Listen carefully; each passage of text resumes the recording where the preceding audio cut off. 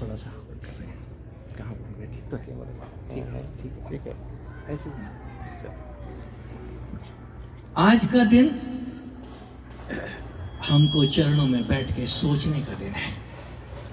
आज हमारे बीच जिनकी हम वाणियां सुना करते थे वो तो नहीं है, लेकिन उनके बदले में उनके असंख्य मुखों से जो वाणी निकल रही है वो आज भी हमारे बीच पहुंचती है। माया बहन जी विराजमान हैं और जो कई दिनों से आपने वाणी सुनी है सत्संग के माध्यम से, हीरा प्रकाश के रूप में आपने जो कुछ भी सिद्ध किया।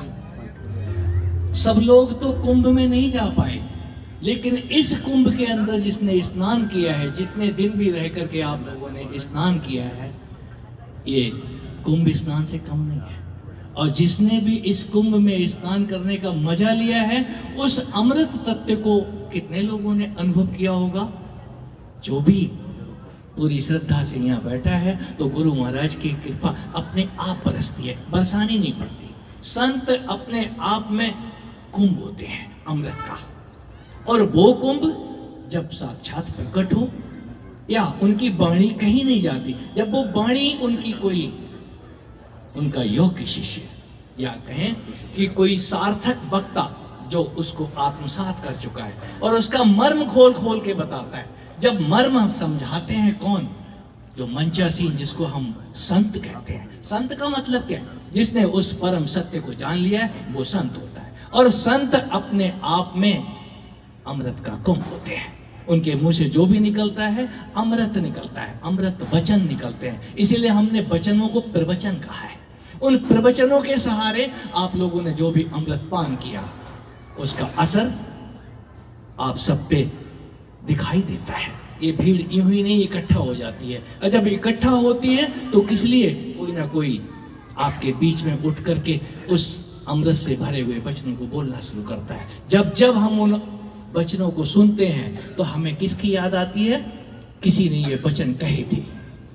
युग बीत जाते हैं फिर भी उन वचनों के अंदर जो असर है उस अमृत का कभी जाता नहीं। हमने अमृत को अमृत इसीलिए कहा है, वहां अमृत नहीं है। और अमृत को रखने के लिए कोई घट चाहिए, कोई सदगुरु सरीखा, कोई संत सरीखा उस जिंदे घट की विशाल होता है। आपके इन तनों के अंदर, तन जिसको हम देह कह सकते हैं, आप अपनी अपनी देह के अंदर बैठ के ही उस अमृत का स्वाद ले सकते हैं। अमृत छका नहीं जाता, अमृत चखा जाता है। जो भी उस अमृत को चख लेता है तो या तो आंखें बंद किए रहता है या आधा पागल रहता है। नहीं तो बोलते हैं ना, गुरु महाराज कहते थे संतों के झुंड नहीं होते।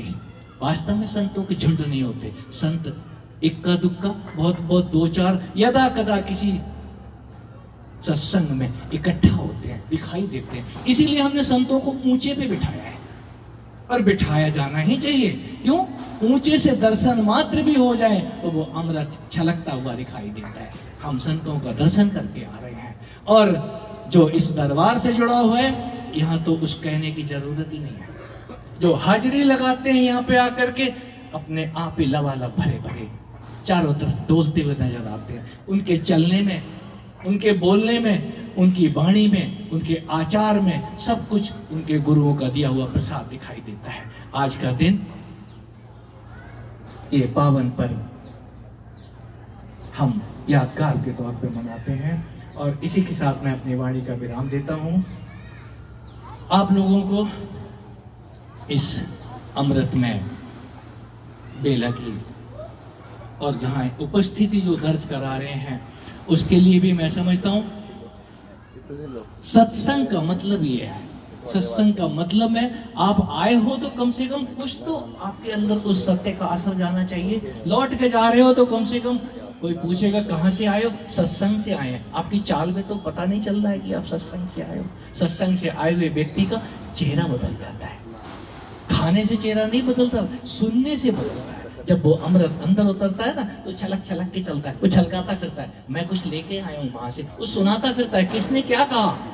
तो कहते हैं, जो कहते हैं वही जिनके पास होता है, और जब है ही नहीं तो क्या करोगे। यहाँ आने वाले भी भर के जाते हैं। मेरी सबको शुभकामनाएं। बोल सच्चिदानंद भगवान की जय। सतगुरुदेव भगवान की जय।